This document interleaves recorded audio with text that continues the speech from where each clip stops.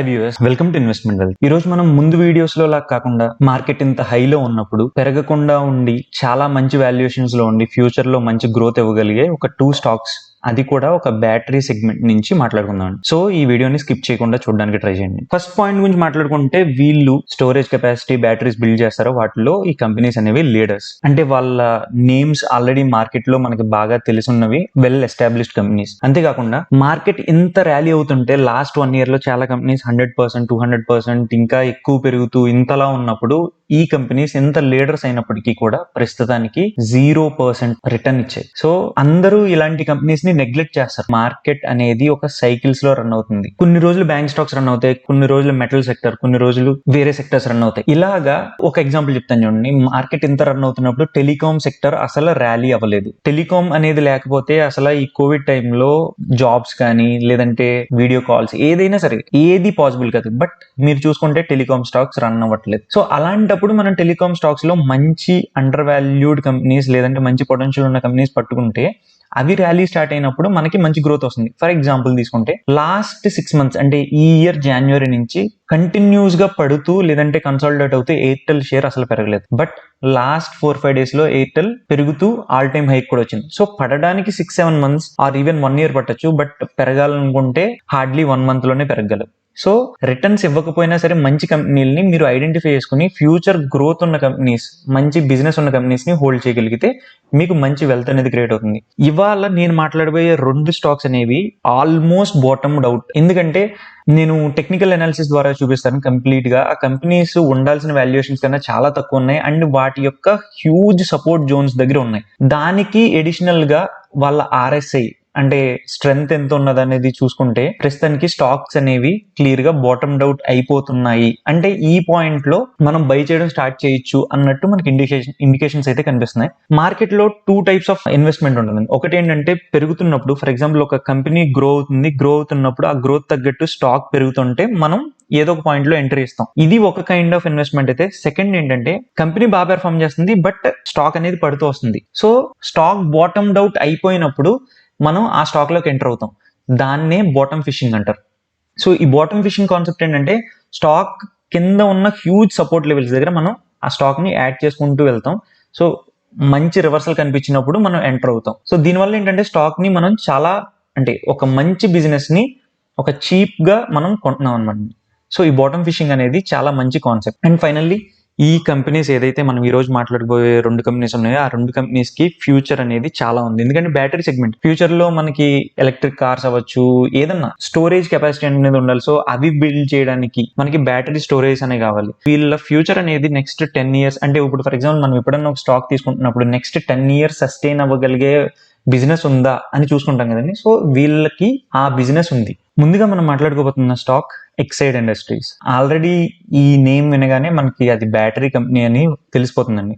ఎందుకంటే వాళ్ళు ఆ బ్రాండ్ నేమ్ అనేది మనకి చాలా నాళ్ళ నుంచి ఎస్టాబ్లిష్ అయింది కాబట్టి మనకి వెల్ నోన్ రెప్యూటెడ్ కంపెనీ ఇది. వాళ్ళ మార్కెట్ క్యాపిటల్ చూస్తే 14,612 crores. Very healthy market capital ఉంది అండ్ డెప్ట్ లేనే లేదు చెప్పాలంటే. అండ్ హ్యాండ్ లో ఫ్రీ క్యాష్ ఫ్లో చూడండి, హ్యూజ్ ఇన్వెస్ట్మెంట్ చేయగలిగే 1,764 crores ఉంటే స్టాక్ పి 17 ఉంది. Currently industry P around almost 30 ఉంది. సో దీన్ని బట్టి స్టాక్ ఎంత అండర్ వాల్యూడ్ మీరు చూడొచ్చు. అంతేకాకుండా ఇక్కడ మీరు చూడాల్సింది ఏంటంటే ఈ కంపెనీ డివిడెండ్ అనేది కంటిన్యూస్ గా ఇస్తుంది. అండ్ వీళ్ళ ROCE గానీ ROE గానీ మంచి healthy ROCE and ROE. At the same time మీరు ఇక్కడ చూడాల్సిన వీళ్ళ ఫైనాన్షియల్ రిజల్ట్స్ చూడండి. మీరు వీళ్ళ company profit and loss statement చూస్తే కంటిన్యూస్ గా 2010 నుంచి వీళ్ళ సేల్స్ ఇంప్రూవ్ అవుతూ వస్తున్నాయి అండ్ ప్రాఫిట్స్ ఇంప్రూవ్ అవుతూ వస్తున్నాయి. అండ్ వీళ్ళ EPS కూడా చూడండి ఆల్మోస్ట్ ఆల్ కంటిన్యూస్ గా ఇంక్రీజ్ అవుతూ రీసెంట్ ఇయర్స్ లో కూడా మంచి EPS అయితే జనరేట్ చేస్తున్నారు. So around 10. మీరు ఇక్కడ లాస్ట్ 4 years చూసినట్టయితే 8, 9 అండ్ ఇప్పుడు 10. సో కంటిన్యూస్ గా వీళ్ళ EPS అయితే స్టేబుల్ గా ఉంది. అట్ ద సేమ్ టైం మీరు ఇక్కడ చూసినట్టయితే వీళ్ళకి షేర్స్ అనేవి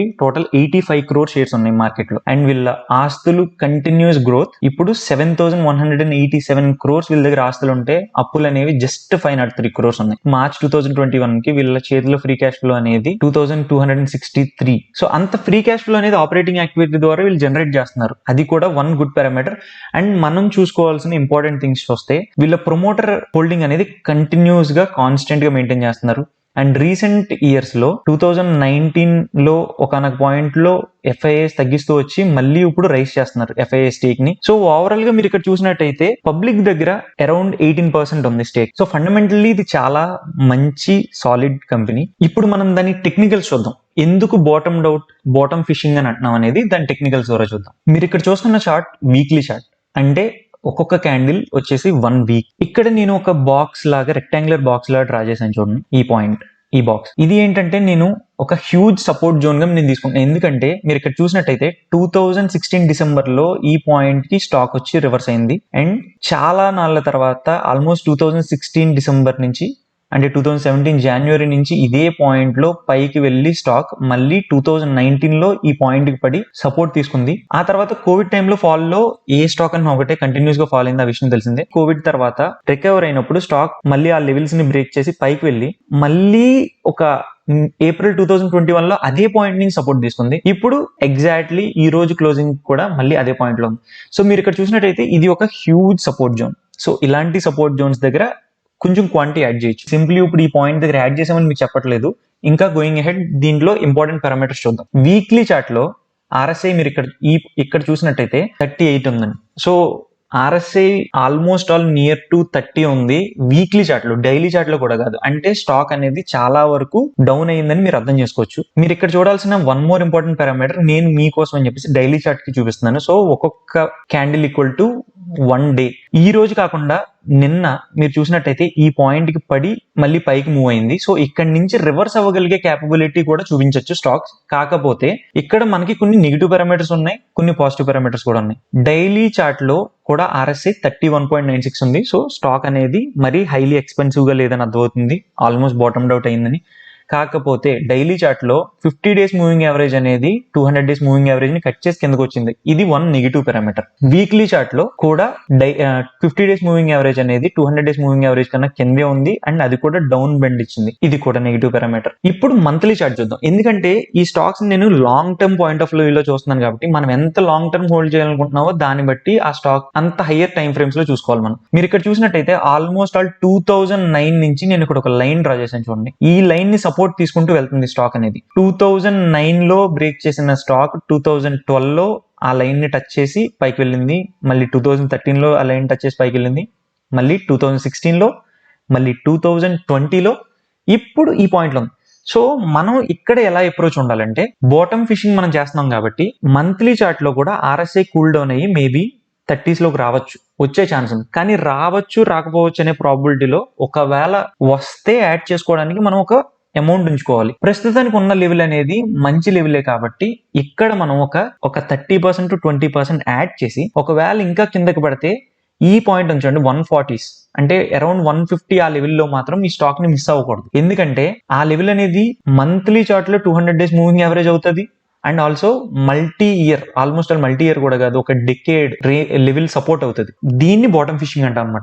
లాస్ట్ 1 year లో స్టాక్స్ అన్ని చాలా ఘోరంగా ర్యాలీ అవుతున్న టైంలో కూడా మీరు చూసినట్టయితే ఆల్మోస్ట్ ఆగస్ట్ లో 162, ఇప్పుడు 171. సో చెప్పాలంటే రిటర్న్ అనేది లేదు. ఫ్యూచర్ లో వీళ్ళకి మంచి గ్రోత్ ఉండబోయే ఆపర్చునిటీ ఉంది కాబట్టి మనం ఇలాంటి జోన్స్ దగ్గర అక్యూములేట్ చేసుకుంటే ఫ్యూచర్ నెక్స్ట్ 10 years ఈ స్టాక్స్ ని హోల్డ్ చేస్తే గ్యారంటీగా మల్టీ ఫోల్డ్ రిటర్న్ అయితే ఇస్తాను. ఇది నా ఫస్ట్ స్టాక్. అయితే సెకండ్ స్టాక్ గురించి చూసుకుంటే అమర్ రాజా బ్యాటరీస్. ఇది కూడా one of the reputed companies. Lead acid batteries లో వీళ్ళు వన్ ఆఫ్ ది లీడర్ అని చెప్పొచ్చు. మీరు ఇక్కడ చూసినట్టయితే మార్కెట్ క్యాపిటల్ అనేది 12,485 crores.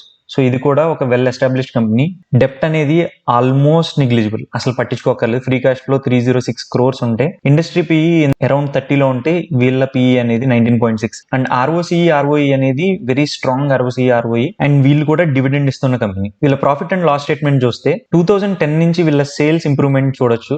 ఈవెన్ లాస్ట్ 2-3 years లో కోవిడ్ టైంలో కూడా వీళ్ళ సేల్స్ అనేవి కాన్స్టెంట్ రైజ్ అయ్యాయి అండ్ ఈవెన్ నెట్ ప్రాఫిట్ కూడా కంటిన్యూస్ గ్రోత్. వీళ్ళ EPS కూడా చాలా మంచి గ్రోత్. సో స్టాక్ కి అసలు పడ్డానికి రీజన్సే లేవు. కాకపోతే ఏంటంటే ఫండమెంటల్లీ ఎంత బాగున్నా సరే ఒకనొక పాయింట్ లో దాని మీద వాళ్ళ ప్రమోటర్స్ ఇంట్రెస్ట్ చూపించకపోవడమో లేదంటే అక్యూములేట్ చేయడం కోసమో కావాలని డ్రాక్ చేస్తారు. సో అలా ట్రాక్ చేస్తున్నవే ఈ కంపెనీస్ ప్రెసెంట్. అండ్ మీరు ఇక్కడ చూసినట్టయితే వీళ్ళకి జస్ట్ 17 crore షేర్స్ ఉన్నాయి. ఇది చాలా పెద్ద పాజిటివ్ ఫ్యాక్టర్. ఇన్ఫాక్ట్ ఇందాక మనం మాట్లాడుకున్న ఎక్సైడ్ కన్నా వీళ్ళకి చాలా తక్కువ షేర్స్ ఉన్నాయి. అండ్ వీళ్ళ రిజర్వ్స్ అయితే ఎక్సలెంట్ రిజర్వ్స్ అండ్ బారోయింగ్స్ అప్పులు అయితే లేనే లేవు. ఆపరేటింగ్ యాక్టివిటీ ద్వారా వీళ్ళకి continuous free cash flow generate చేస్తున్నారు. ప్రమోటర్ దగ్గర 28%, FIS దగ్గర 22%, DIS దగ్గర 15%, పబ్లిక్ దగ్గర జస్ట్ 34% స్టేక్ ఉంది. అండ్ ఈవెన్ లాస్ట్ క్వార్టర్లో, జస్ట్ ఈ జూన్ క్వార్టర్లో మీరు చూసినట్టయితే పబ్లిక్ హోల్డింగ్ తగ్గింది అండ్ FIA అండ్ DIA వాళ్ళ స్టేక్ ని పెంచుకున్నారు. FIIs అయితే కంటిన్యూస్ గా లాస్ట్ 4 quarters నుంచి వాళ్ళ స్టేక్ ని పెంచుతూనే వెళ్తున్నారు. సో కంపెనీ పడుతున్నప్పుడు కూడా promoters and FIIs and DIAs ఊరికి స్టేక్ కొనరు. వాళ్ళు కొంటున్నారంటే ఆ కంపెనీలో గ్రోత్ ని చూసి ఫ్యూచర్ పాయింట్ ఆఫ్ వ్యూలో ఇన్వెస్ట్ చేస్తారండి. వాళ్ళు ఏదో జస్ట్ 1 month కో 2 months కో చూసి బై చేయరు. Next coming 1 year 2 years next 5 years లో లాంగ్ టర్మ్ గ్రోత్ చూసి కొంటారు. సో ఇది కూడా ఫండమెంటలీ చాలా సౌండ్ ఉంది. ఇప్పుడు దీని టెక్నికల్స్ చూద్దాం. ప్రెసెంట్ మీకు చూపిస్తుంది అమర్ రాజా వీక్లీ చార్ట్. అంటే ఒక్కొక్క క్యాండిల్ వచ్చేసి 1 week. ఇక్కడ చూసినట్టు స్టాక్ కంటిన్యూస్ గా 2015 నుంచి అలా పడుతూ వస్తుంది. 2020లో కోవిడ్ ఫాల్స్ లో పడిన తర్వాత రికవరీ కనిపించింది, బట్ మళ్ళీ పడింది. ఇక్కడ ఇంట్రెస్టింగ్ పాయింట్స్ చూసుకుంటే ఈ ఆగస్ట్ లో ఇప్పుడు అరౌండ్ 700 ఉంది. 1 year బ్యాక్ ఆగస్ట్ లో కూడా 700 ఉంది. సో స్టాక్ మళ్ళీ 0% రిటర్న్. కోవిడ్ తర్వాత రీసెంట్ రైజ్ లో ఆ ట్రెండ్ లైన్ ని బ్రేక్ చేసి ఇప్పుడు ఆ ట్రెండ్ లైన్ ని రీటెస్ట్ చేసింది. సో జనరల్ గా స్టాక్స్ అనేవి ఎప్పుడన్నా ఒక సపోర్ట్ లెవెల్ ని బ్రేక్ చేస్తే దాన్ని రీటెస్ట్ చేసి పైకి వెళ్తాయండి. ఇది ఒక హ్యూజ్ సపోర్ట్. ఈ పాయింట్ నుంచి మీరు చూసినట్టయితే కింద నుంచి చూడండి బయింగ్ ప్రెషర్ కనిపిస్తుంది. డైలీ చార్ట్ లో మీకు క్లియర్ గా చూపించడం కోసం డైలీ చార్ట్ కి వెళ్తే స్టాక్ ఇక్కడ నుంచి కట్ చేసి హ్యూజ్ గ్రీన్ క్యాండిల్స్ తో పైకి వెళ్ళింది. కాకపోతే ఈ స్టాక్ కి నెగిటివ్స్ చూసుకుంటే డైలీ చార్ట్ లో 50 days మూవింగ్ యావరేజ్ అనేది 200 days మూవింగ్ యావరేజ్ కిందకి వచ్చింది. కిందకి వచ్చి ఒక కన్సల్టేషన్ తర్వాత నా ఒపీనియన్ లో గ్యారంటీగా మళ్ళీ 50 days మూవింగ్ యావరేజ్ అనేది 200 days మూవింగ్ యావరేజ్ ని కట్ చేస్తుంది. అది కట్ చేసిన తర్వాత బ్యాటరీ స్టాక్స్ అమర్ రాజా గానీ ఎక్సైడ్ అనేది కానీ ఇందాక మనం చూసుకున్నట్టు ఇప్పుడున్న బేరిష్ మోడ్ నుంచి బుల్లిష్ మోడ్ లోకి మారుతాయండి. ఇక్కడ వీక్లీ చార్ట్ లో క్యాండిల్స్ చూస్తే ఈజీగా కింద బయింగ్ ప్రెషర్ అయితే కనిపిస్తుంది.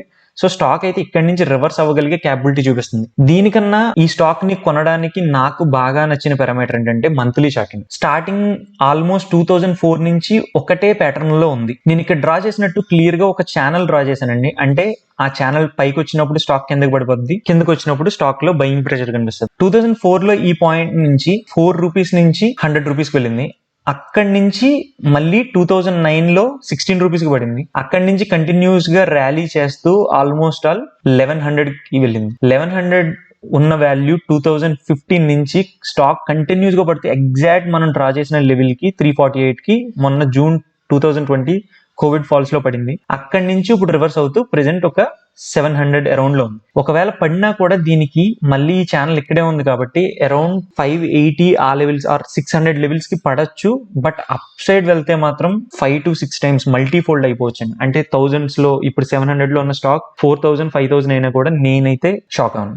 సో వీక్లీ చార్ట్ లో మనం చూసినట్టు ఇక్కడ బయింగ్ ప్రెషర్ ఉంది అండ్ ఇది ఒక చాలా హ్యూజ్ సపోర్ట్ లెవెల్ కాబట్టి ప్రెసెంట్ ఉన్న లెవెల్లో 20 to 30 to 40% ఇన్వెస్ట్ చేయొచ్చు. ఈవెన్ లాంగ్ టర్మ్ అనుకున్న వాళ్ళు ఇక్కడే 100% కూడా ఇన్వెస్ట్ చేయొచ్చు అండి, not a matter. But long term అంటే నా ఒపీనియన్ లో 5 years అలాగా లేదు, ఇంకా కిందకి పడితే 580 ఆ లెవెల్ అనేది మనకి హ్యూజ్ సపోర్ట్ అవుతుంది.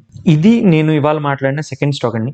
సో ఫస్ట్ స్టాక్ వచ్చేసి ఎక్సైడ్, సెకండ్ స్టాక్ వచ్చేసి అమర్ రాజా బ్యాటరీస్. ఈ రెండిట్లో మళ్ళీ నాకు ఏది బాగా నచ్చింది అంటే ఈ రెండిట్లో ఒకటే పిక్ చేసుకోవాలి అంటే నాకైతే చాలా బాగా నచ్చింది అమర్ రాజా బ్యాటరీస్. ఈవెన్ అమర్ రాజాకి మార్కెట్ లో జస్ట్ 17 crore షేర్స్ ఉన్నాయి అండ్ వాళ్ళ EPS అరౌండ్ 30 లో ఉంది. ఎక్సైడ్ ది 85 crores ఉన్నాయి. సో నేను ముందు వీడియోస్ లో మాట్లాడినట్టు ఒకవేళ మీరు నా ముందు వీడియోస్ చూడకపోయి ఉంటే టోటల్ నెంబర్ ఆఫ్ షేర్స్ అనేది ఎంత ఇంపార్టెంట్ కాన్సెప్ట్ అనేది నేను ఒక వీడియోలో చెప్పానండి. మీరు కావాలంటే ఆ వీడియోని కింద డిస్క్రిప్షన్ లో మెన్షన్ చేస్తాను, దాన్ని కూడా మీరు వాచ్ చేయండి. So total number of shares ఈ కంపెనీకి చాలా తక్కువ కాబట్టి అమర్ రాజాని నేనైతే యాడ్ చేయడానికి ప్రిఫర్ చేస్తాను, but for very long term. So రానున్న రోజుల్లో కూడా ఇలా డిఫరెంట్ సెక్టర్స్ లో చాలా హ్యూజ్ పొటెన్షియల్ ఉండి ప్రస్తుతానికి బాటమ్ డౌట్ అయిన స్టాక్స్ కానీ లేదు అంటే హ్యూజ్ పొటెన్షియల్ ఉన్న స్టాక్స్ డిఫరెంట్ సెక్టర్స్ లో మీ ముందుకు నేను తీసుకురాబోతాను. మీరు కూడా ఇప్పుడు నేను చెప్పినట్టు ఈ స్టాక్స్ ని మీ ఓన్ అనాలిసిస్ చేసి నచ్చితేనే లాంగ్ టర్మ్ పాయింట్ ఆఫ్ వ్యూలో ఇన్వెస్ట్ చేయండి. అంతేగాని ఇది ఒక బై రికమెండేషన్ గా అయితే భావించద్దు. ఒకవేళ నా ఎఫర్ట్ కానీ మీకు నచ్చినట్టయితే ప్లీజ్ ఈ వీడియోని లైక్ చేయండి, షేర్ చేయండి, సబ్స్క్రైబ్ చేయండి. అండ్ చాలా మంది వీడియోస్ ని సబ్స్క్రైబ్ చేయకుండా చూస్తున్నారండి. Please do subscribe. మీరు సబ్స్క్రైబ్ చేయడం వల్ల నాకు కూడా ఇంకా చాలా వీడియోస్ చేయాలని మోటివేషన్ అయితే వస్తుంది. Hope you like the video. Thank you.